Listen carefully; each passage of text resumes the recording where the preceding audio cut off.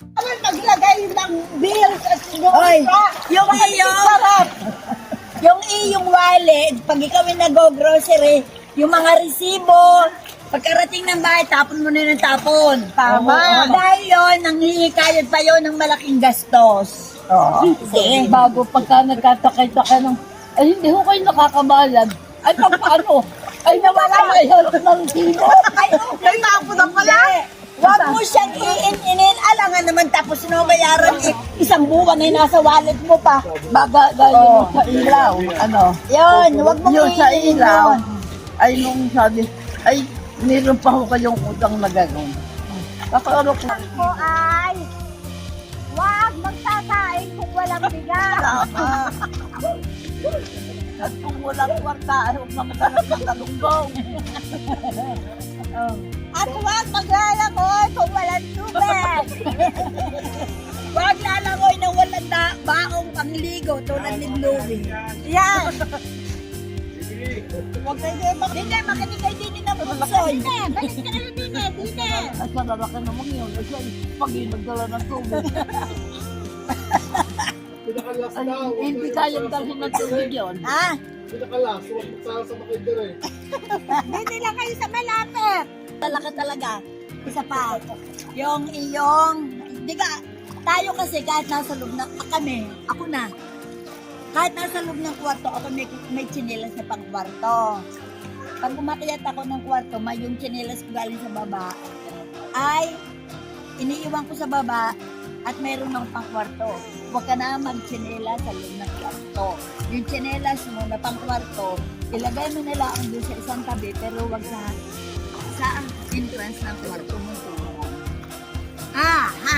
Ganyan. Oh. Kaya ko yung Tayo mahin. Sige lang, Tayo sasakit mahin. ang aking tuhod. lalo na kung lamon. Lamon na lang sa paa. Aba, ay pwede ka naman doon ka na. Dito din sa loob ng bahay, ay dito.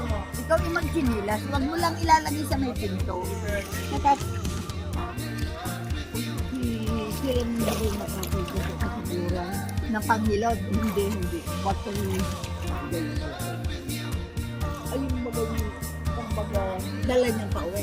ay di sinubo niya. Kumbaga Bako, subi na. oo, are. Kumbaga are.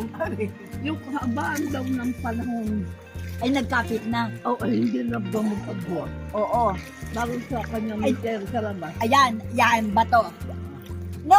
Nung si Jerry ay panahon nag-a-apply sa trabaho, ako ay meron akong souvenir na, alam mo yung mga bulaklak na bato, na kaganda-gandang Oo, yung puti-puti. mapuputi. Oo. Yun ay may dalawa akong gayon, naka-display dun sa aming istante, sa may salas. Ay sa ganda naman, puti-puti na may muslap-muslap. So ngayon, ito si Jerry ay, pag nag-a-apply, talagang walang sa dami ng laki ng nagastos, sa uli-uli, walang kapag-asa. Minsan, may pumasok na, siguro marunong yung tumingin. Bibili ka nito. Alam mo ang sabi? Ha? Alisin niyo sa inyong bahay yung bato na yan. Dahil yan nagpapabigat sa inyong buhay. Tapos na yan, wala naman yan silbi sa inyo. Sabi mo, ala, di itanapon ko. Inaagis ko sa labas. Di ba naalala ko pati yung may balagwit na tao na tao. may balagwit na para Oo. sa balikat. Oo. Hindi ka maniniwala, walang isang buwan. Tinawag si Jerry, nakaalis. Dire-diretso.